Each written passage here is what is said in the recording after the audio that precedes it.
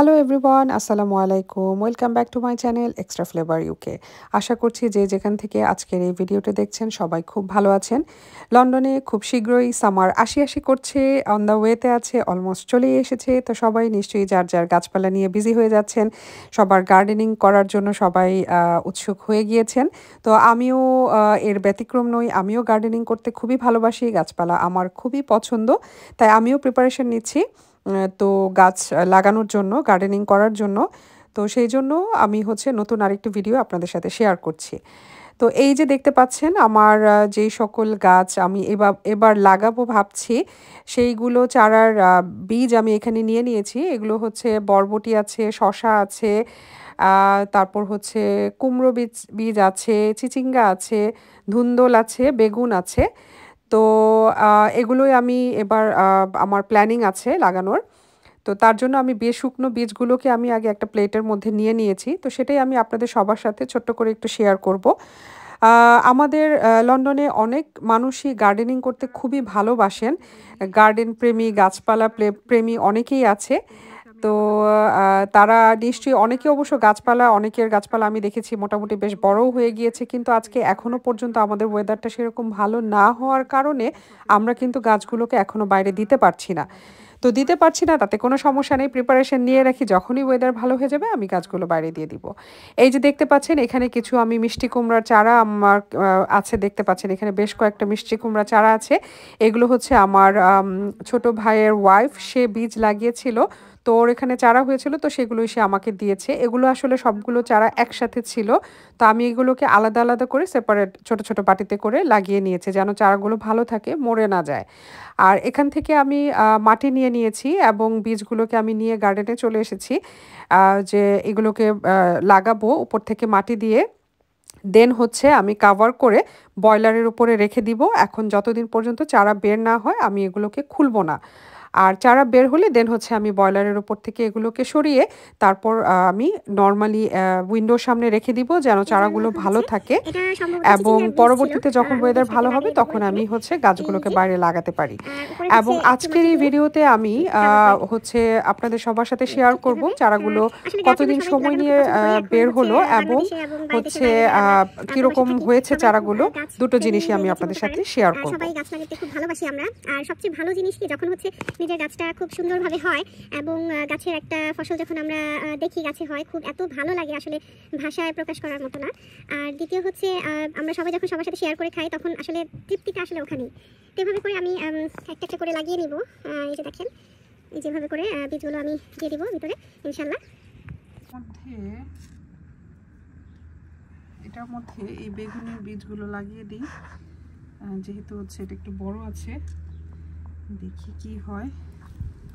এখানে একটু আমি মাটি দিয়ে দিব সুন্দর করে কাভার করে, যেন গাছগুলো খুব ভালো মতো হতে পারে। বেশি দিব না, একটু হালকা করে দিয়ে দিব। আর একটু দিয়ে দিচ্ছি, দিয়ে দিলাম। আর এটার মধ্যে আই থিঙ্ক শসা দিলেই ভালো হবে, তাই না? যেহেতু এখানেও একটু জায়গা আছে, এখানে শসার বীজগুলো দিয়ে দিই। এখানে দিয়ে সাইড দিয়ে দিচ্ছি, যেহেতু এগুলো অনেক ছোট ছোট বীজ, তো জায়গাও কম লাগবে। এই যে দেখেন, পরে এখান থেকে আমি সেপারেট করে নিতে পারবো। মেনলি আগে গাছ হওয়াটা জরুরি, তারপর বীজ আমি সেপারেট করতে পারবো এখান থেকে। যে দেখেন, এখন আমি উপর থেকে একটু মাটি দিয়ে দিচ্ছি যেন বীজগুলো কাভার হয়ে যায়। এই যে দেখেন, আশা করি দেখা যাচ্ছে না বীজগুলোকে। এই যে দেখেন, হয়ে গেল।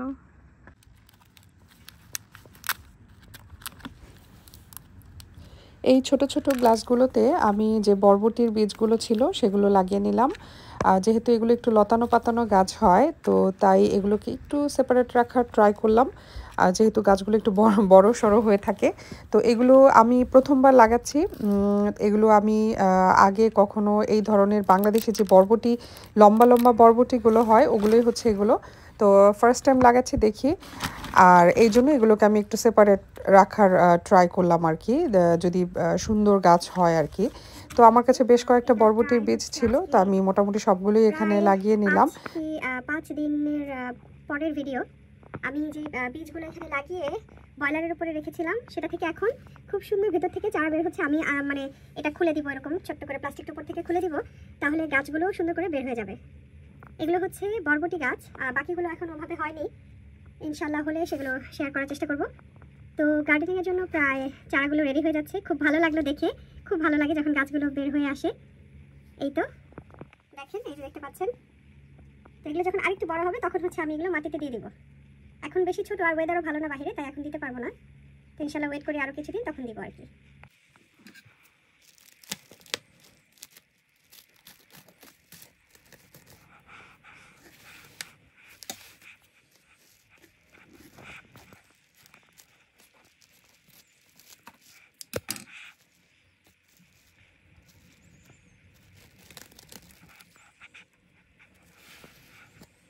বেগুনের চারা, এটা হচ্ছে বেগুন। এগুলো হচ্ছে বেগুনের চারা, যে বেগুনের বীজগুলো আমি এখানে দিয়েছিলাম প্রায় 8-9 দিন পর এই অবস্থা। আমি এটা আসলে মূলত যখন বীজগুলো এখানে দিয়েছিলাম তখন উপর থেকে এটা কাভার করে দিয়েছিলাম যেন ভিতর সাইডটা গরম থাকে, যেহেতু আমাদের ওয়েদার এখনও ভালো হয় নাই। যদি আমি এটা খোলা রাখতাম তাহলে হয়তো বা চারাগুলো আরও সময় নিত বের হয়ে আসার জন্য। তো এটা আমি ক্লিম দিয়ে উপর থেকে কাভার করে দিয়ে আমি বয়লারের উপরে রেখে দিয়েছিলাম যেন চারাগুলো সুন্দর মতো হয়। তো এই হচ্ছে বর্তমান পরিস্থিতি। মাশাআল্লাহ চারাগুলো খুব ছোট ছোট বেগুনের চারা বের হয়ে এসছে। তো এই আর কি, দেখতে পাচ্ছেন এগুলো আমার বরবটির চারাগুলো। এগুলো প্রায় 10-11 দিন হয়ে গেছে এগুলোর বয়স। তো এগুলো হচ্ছে এখন বর্তমানে এই সাইজে আছে, বেশ খানিকটা, প্রায় আমার 1 বিঘা সমান মতো বড় হয়ে গেছে এগুলো। এগুলো সব বয়লারের উপরে ছিল। এগুলো হচ্ছে যখন ছোট ছোট 2 গিরা পর্যন্ত, মানে সরি 1 গিরা পর্যন্ত যখন হয়েছিল চারাগুলো, তখন হচ্ছে আমি এগুলো বয়লার থেকে সরিয়ে ফেলেছি। এই যে দেখতে পাচ্ছেন, এই যে বরবটি চারাগুলো এগুলো। এখন দেখা যাক কেমন গাছ হয়। তো কীরকম কী চাষ করতে হয় বরবটির, অবশ্য আমার কোনো এক্সপিরিয়েন্স নেই বাংলাদেশি বরবটি। আপনাদের জন্য কোনো যদি আইডিয়া থাকে আমাকে সবাই একটু কমেন্টে বলতে পারেন। ধন্যবাদ সবাইকে। এই যে দেখতে পাচ্ছেন কি সুন্দর সুন্দর গাছগুলো দাঁড়িয়ে আছে, ছোট ছোট কিউট গাছগুলো। এগুলো হচ্ছে শশা গাছ। আমি যে শশার বীজগুলো লাগিয়েছিলাম, তো টোটাল আমার বীজ লাগানো থেকে চারা বের হওয়া পর্যন্ত 5 থেকে 6 দিন সময় লাগছে। তো এখন হচ্ছে মোটামুটি গাছগুলো একটু বড় হয়ে গেছে।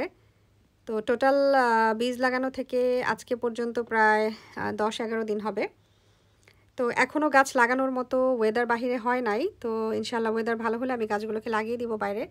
দেখতে পাচ্ছেন কি সুন্দর, মাশাল্লাহ সবগুলো চারাই হয়ে গেছে। খুব ভালো লাগতেছে দেখে। এই যে এইটুকু হলো এখন পর্যন্ত। এই হচ্ছে অবস্থা। ওই যে দেখেন গাছগুলো অবস্থা খুবই পিছন থেকে খারাপ হয়ে যাচ্ছে, কারণ ওয়েদার এখনও ভালো হচ্ছে না দেখে আমি গাছগুলো বাইরে দিতে পারছি না। এই আর কি। ইনশাল্লাহ নেক্সট ভিডিওতে আবার দেখা হবে। সবাই ভালো থাকবেন। আসসালামু আলাইকুম।